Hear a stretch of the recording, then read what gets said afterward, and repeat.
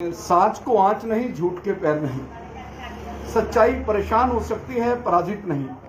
और सबसे बड़ी बात, एक बार फिर देश की न्यायपालिका ने यह साबित किया कि देश में सबसे बड़ा संविधान है। धर्म बड़ा नहीं है, अगर इस देश में कुछ बड़ा है, सर्वोच्च है, वो संविधान है, देश का कानून है। डेरा सच्चा सौदा प्रमुख राम रहीम को पैरोल ना मिले, इसके लिए अनेकों साजिशें रची गई। और हालांकि उनको एंटी टेररिज्म इंडिया ने हमेशा स्टैंड लिया कि उनको एक अदालत ने, सेशन अदालत ने अभी सजा दिया और एक हत्या के मामले में वो निर्दोष साबित हुए। हम लगातार बोल रहे हैं कि ऐसा नहीं होता कि सेशन अदालत फैसला करे, सजा करे और वो हाई कोर्ट में बरी नहीं होते। और कई आरोप लगाकर, जिस तरह त्रेता युग में, द्वापर युग में भी आरोप लगते रहे हैं, फर्जी साजिशें रची जाती नहीं है, ये तो चल ही कलयुग रहा।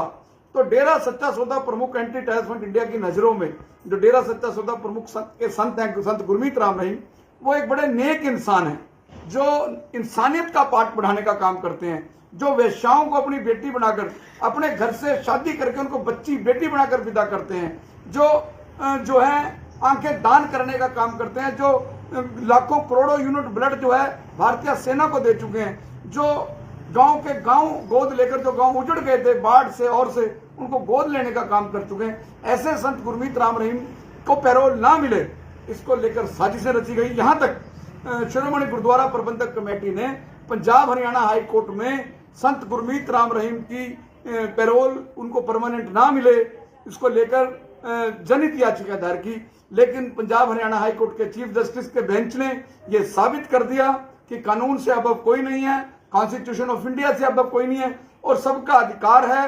सरकार, हरियाणा सरकार, चाहे खट्टर सरकार हो या नैब सैनी सरकार, जो भी किसी बंदी कैदी की जो अधिकार हैं, जो मैनुअल के अंदर लिखे हुए हैं, जेल मैनुअल के अंदर लिखे हैं, संविधान के अंदर लिखे हैं, कानून के अंदर लिखे हैं, वो मिलेंगे।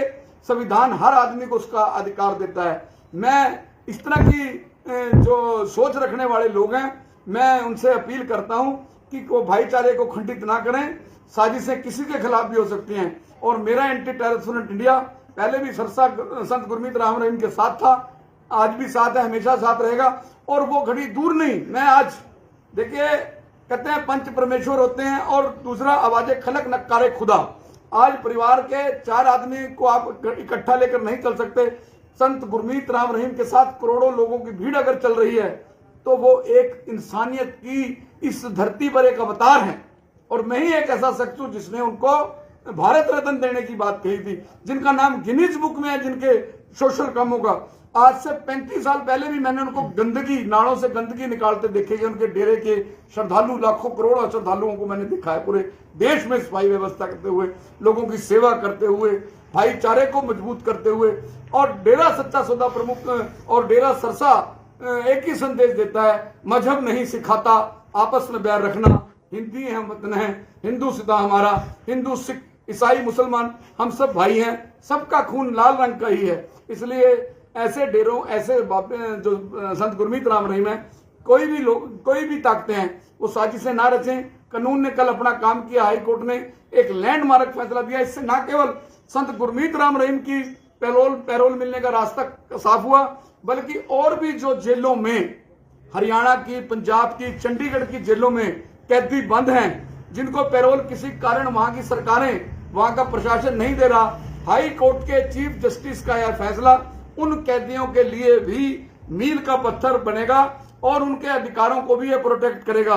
क्योंकि जेल में अगर आपको भेज दिया, वो समाज से अलग रखा है, लेकिन आपके कानूनी अधिकार, आपके कॉन्स्टिट्यूशनल राइट, आपके ह्यूमन राइट हमेशा जीवित रहते हैं, जिंदा रहते हैं और सरकारों को उनको प्रोटेक्ट करने के लिए बाउंड है।